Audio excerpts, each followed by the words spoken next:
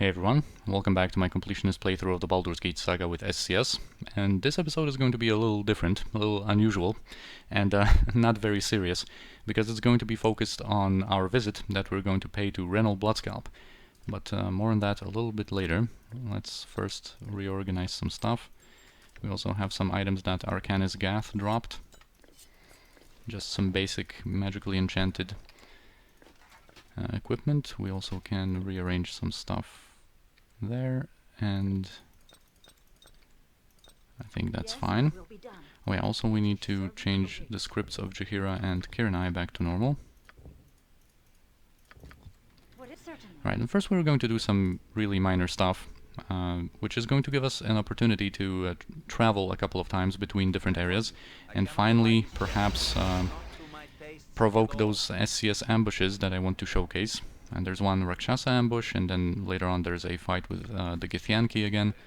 So I would really like those to start showing up finally. So we'll see how that goes. And first we're going to just check out some of the mission accomplished dialogues, essentially, that we can have in the Radiant Heart and also with the Shadow Thieves. Proud Wesselan is going to congratulate us on a job well done, and comment that, you know, we have, of course, dealt a great blow to evil in Athkatla and whatnot. Yeah, the valiant dead are going to be mourned as well, and that's it. Just a little, very minor thing here.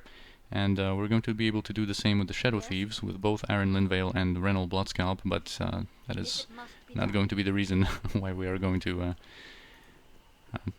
well, not really talk so much with Renal Bloodscalp, but just pay him a visit. Right, so still no ambushes, unfortunately. But anyway, first we're going to rest. Also, in general, while doing these tasks and some other ones, we are going to pass some time, and we need to wait until like day 72, I think, before we're going to get the last final quest in our Diarnis stronghold. But here, before we rest, let me just rearrange some spells here. I think Senashir is more or less fine. We're going to go for 3 symbols of symbol stun spells on Edwin, just to showcase a pretty decent chain contingency, just for fun. It's not going to, you know, have a major tactical significance, I guess, but it's going to be fun. But primarily we are here to change the level 4 spells of our divine casters and go all out when it comes to Cloaks of Fear, because we are going to need them for what we're about to do. And also Anomen is going to memorize a couple more of Hold Person spells. Like 3 more, I guess, just to give ourselves a good chance of all of that working. Oh yeah, we also need to release our familiar so that it can rest together with us and restore his AoE invisibility spell. And I think that's basically... oh yeah, it's not basically it, because we still have that protection from cold spells. So let's go for our... go back to our usual selection. Alright.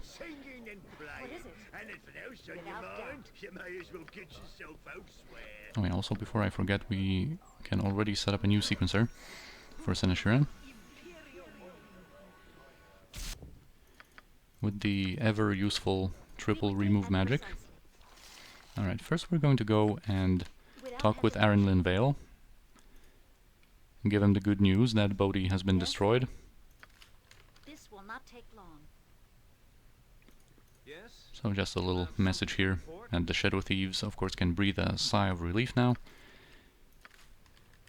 And now we're going to get finally to what we are about to do. What's our main task here in this episode. Finally pay a visit to Renal.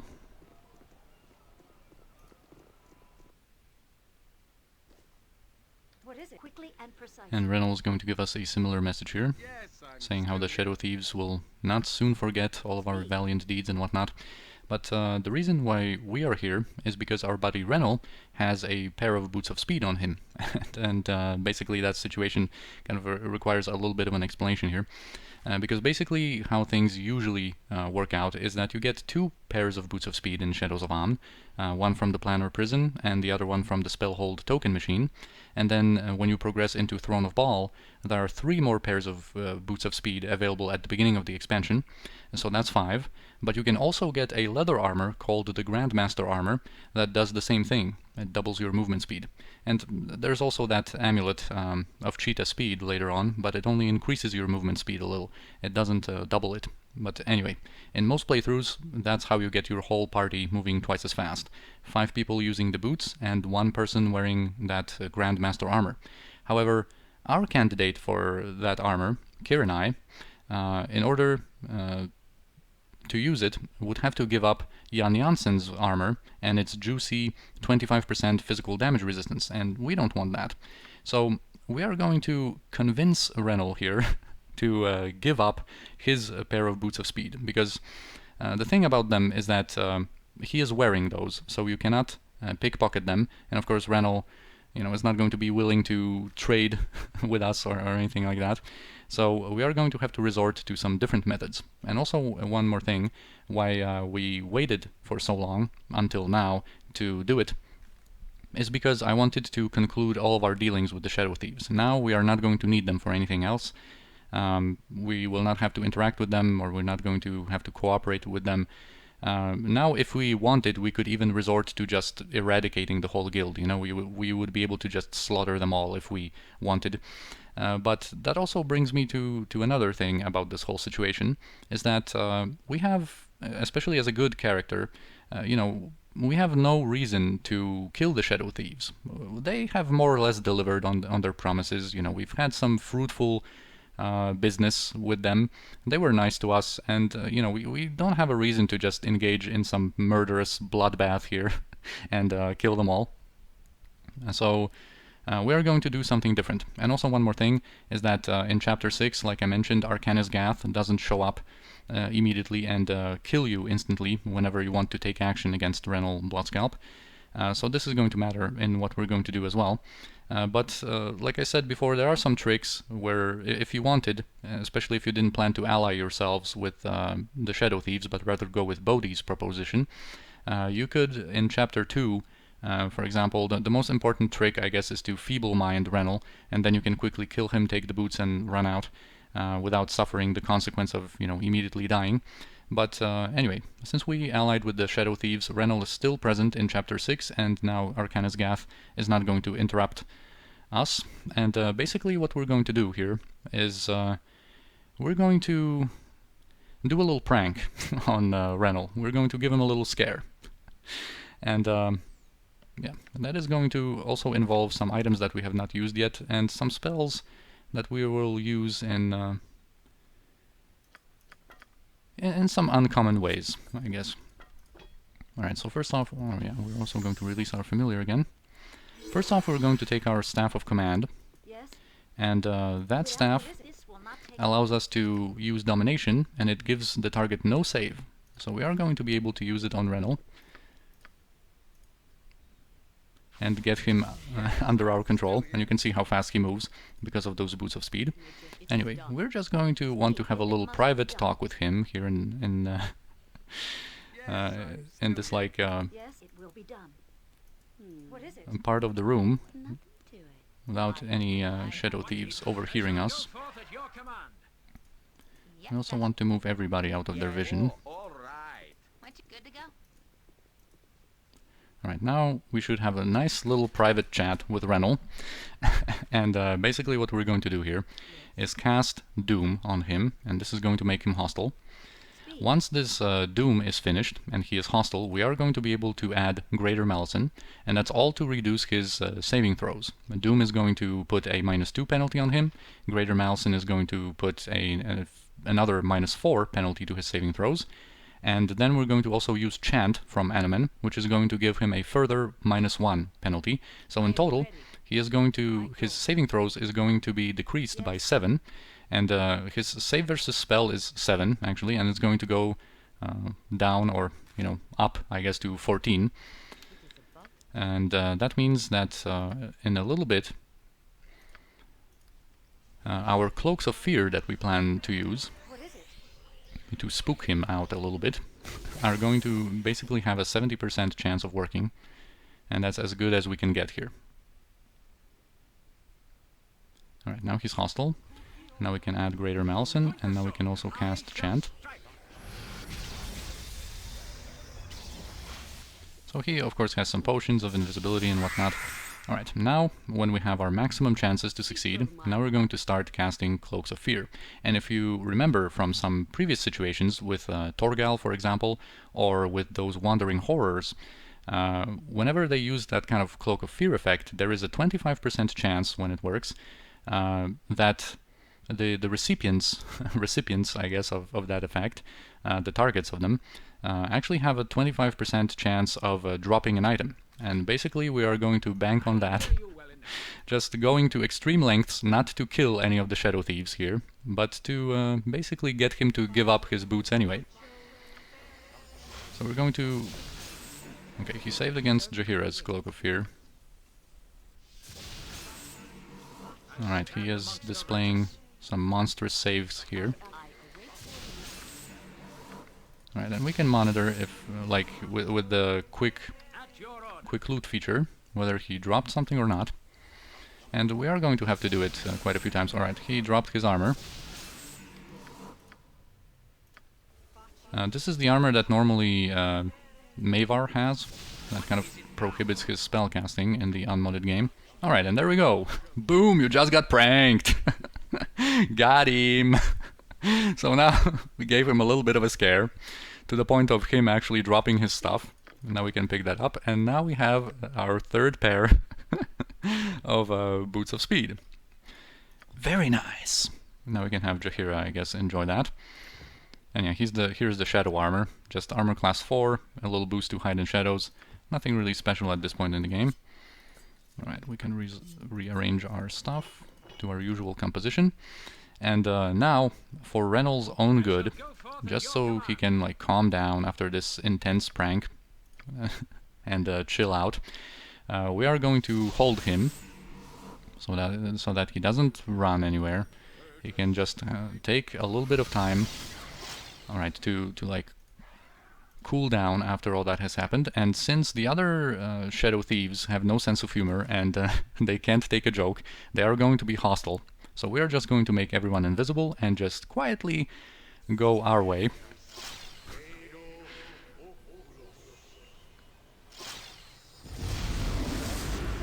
Alright, and we can now say goodbye to all of the Shadow Thieves. Like I said, we have concluded all of our dealings with them. We're not going to need them anymore.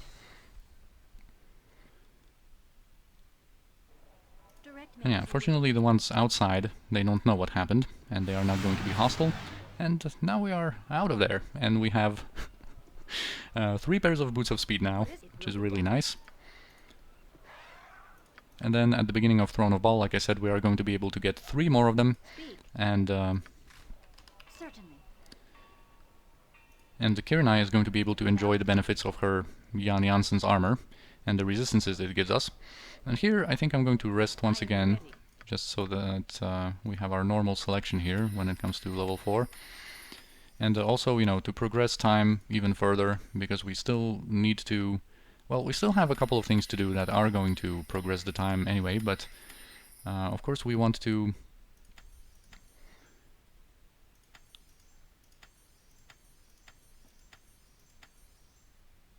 And here... maybe another death word is going to be good. Here we had those, and also, while looking at Jaheira's spells, I've noticed that we still had that Dolorous Decay, which we don't need anymore. And also, we of course have those bonus slots on Anaman, granted to him by his holy symbol. So we're going to go with some kind of a general selection here.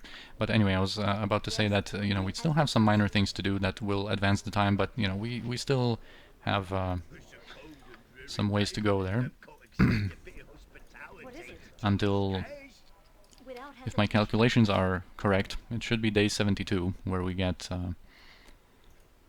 our final quest in the Arnis Stronghold. And I think what we can do here before ending this episode, because I think I will want to dedicate a separate one to explore the 2 main areas here in the wilderness of the forests of Tether and whatnot. But we can still, I think, go here Speed. This will not take long. and just Yes, if it must. What is it? explore this area. This one is kind of empty though. It's very, very minor. Out of the 3 areas that were unlocked while we progressed to chapter 6, this one is the least significant of them all. And yeah, like I said, this is you know, a little bit of a different episode. I'm not even going to bother and pick all of that stuff up.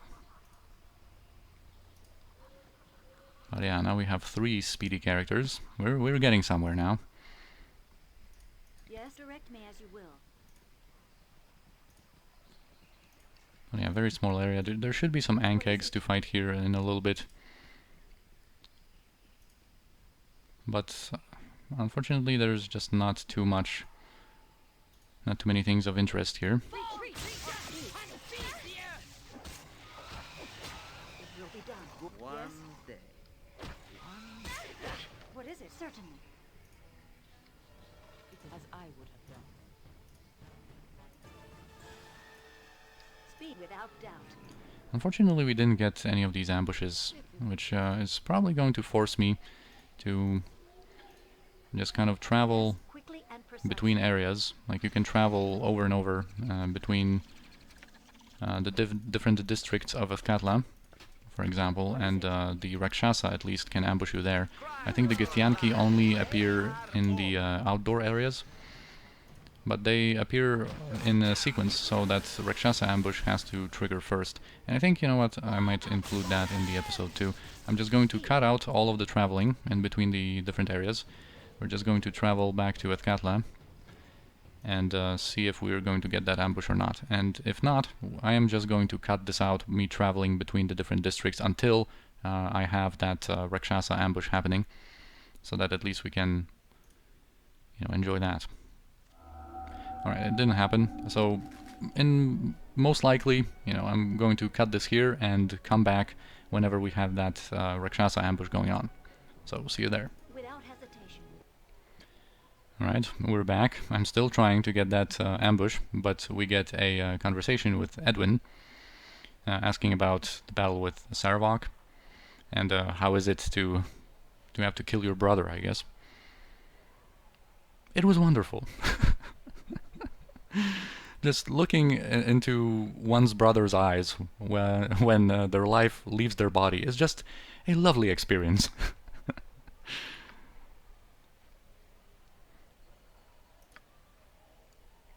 And there is no place for friendship or compassion in the theater of gods, Senashira, as I am sure you are beginning to learn, if not understand.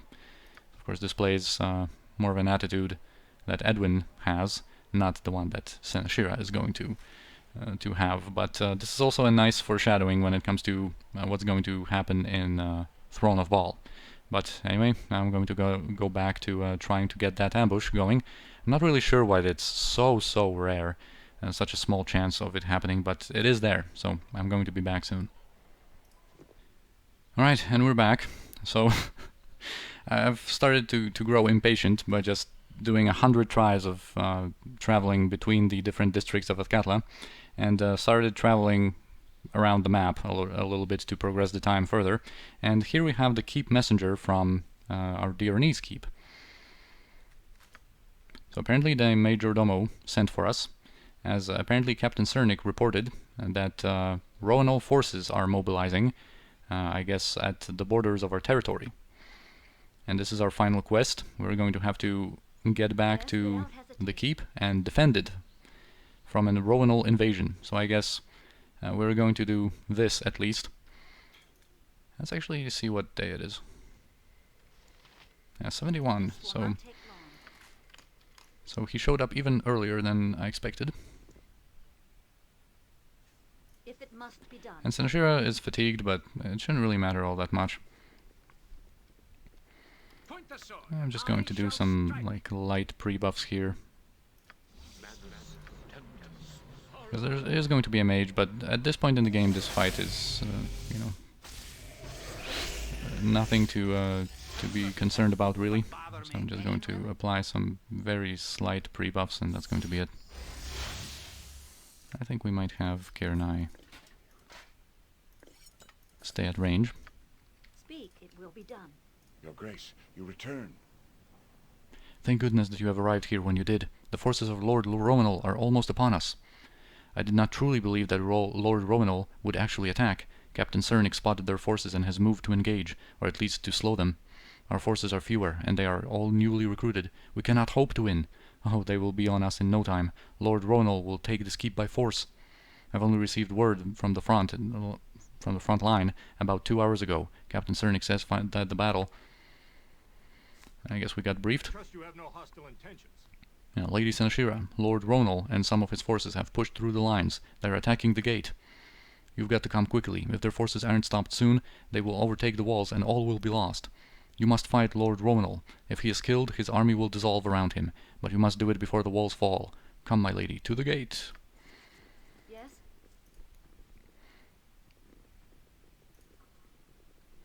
And yeah, there are going to be some forces outside, near the drawbridge.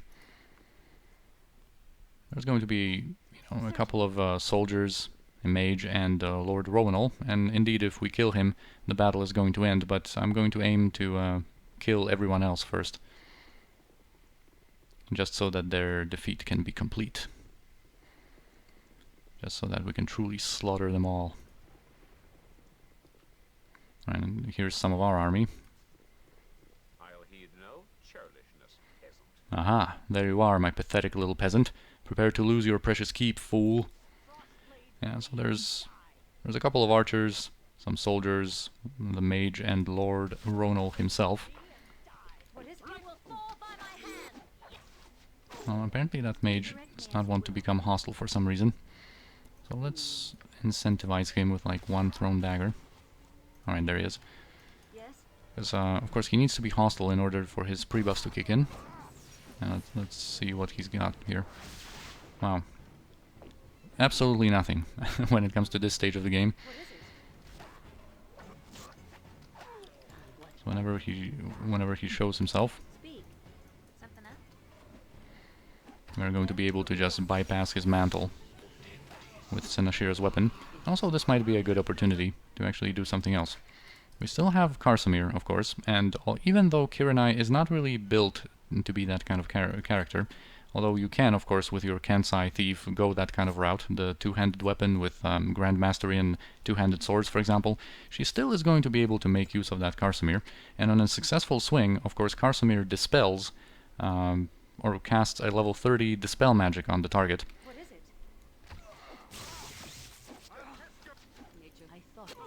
And I guess that that must have worked to dispel his stone skin, because the next hit after that, you could see that Kiranai succeeded with her swing. We had that dispel effect, or animation, and the info here in the combat log, and then the next attack dealt physical damage and killed him. So we can also use, Kiranai for such a purpose, which is really nice, because of course Karsamir is a +5 enchanted weapon. And I think there are no more enemies present, so we can just go for Lord Roenall now. And boom! The forces of Lord Roenall have been routed thanks to your efforts, Your Grace. Once again, the keep and surrounding lands have been saved by your hand. We all wish to express our gratitude, and let you know that we would desire nothing more than for you to remain our ruling lady for as long as you desire to. Mistress Nalia has informed us that all she wishes is to remain in this keep, but that without your aid she would have nothing to rule at any rate. We hail you, Lady Senashira. We hail you and bow before your presence. We accept you as our sovereign now and forevermore. So what a happy ending, and that is the final true ending to the whole super lengthy fighter stronghold questline. And What is it? Certainly. Greetings, Your Grace. we can also ask how things are going.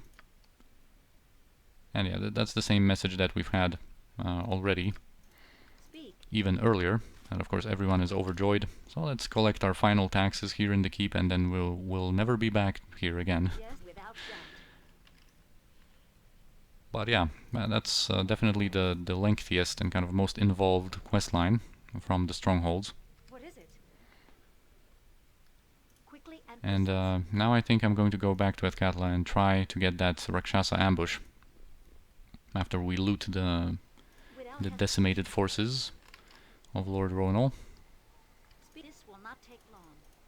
Yes, if it must be done. This is just going to be some basic equipment.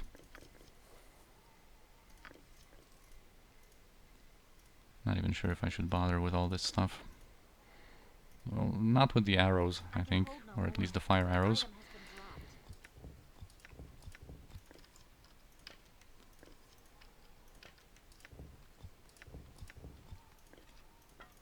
dropped. Well, at least this is going to give us a few additional things to sell once we are back in the Adventurer Mart, What is it? accessing Rybold's secret stash. But anyway, like I said, I think I'm going to try a little bit more.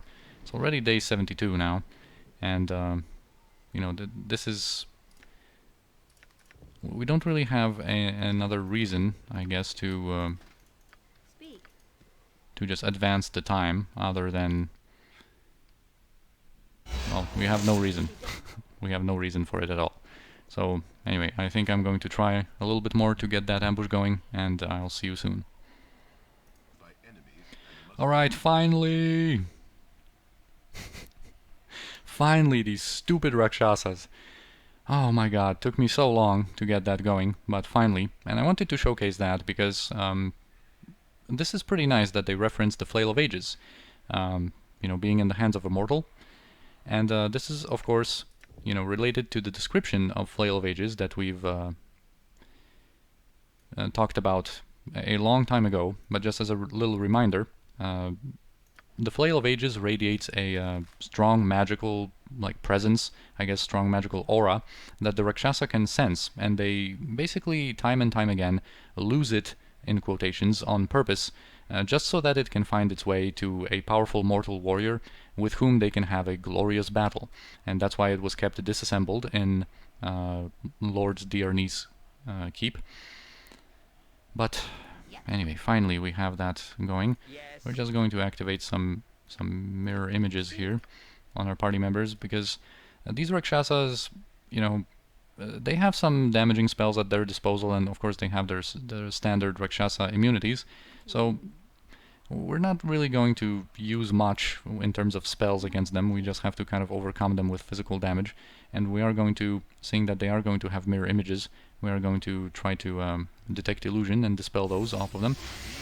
Basically get our mages out of there and just try to get them. If they want to get a taste of that Flail of Ages, then let them have it, Animan. Alright, so their mirror images are dispelled already, and now we can just focus on them. Yeah, they are going to have some fireballs. It seems like a cloud kill on our mages. Let's just move them out closer to our other party members. Well, now that we have 3 pairs of Boots of Speed, that doesn't even matter where anyone is positioned. We can just get to anyone, no problem, in a matter of a second. But anyway, boom! Nothing special at this point in the game, but a cool reference to the Flail of Ages. And also, this is now going to unlock some other ambushes in the sequence, so that's pretty cool. Now we're going to go back, I think, to the Joaquin's Promenade, and before the episodes I'm going to prepare some things to sell, to perhaps do some last purchases, although I don't think we really need anything else. And then in the next episode we are going to explore the wilderness areas that were unlocked in Chapter 6. So I thank you for watching this episode. It was a little unconventional, but I hope you enjoyed it anyway, and I'll see you next time.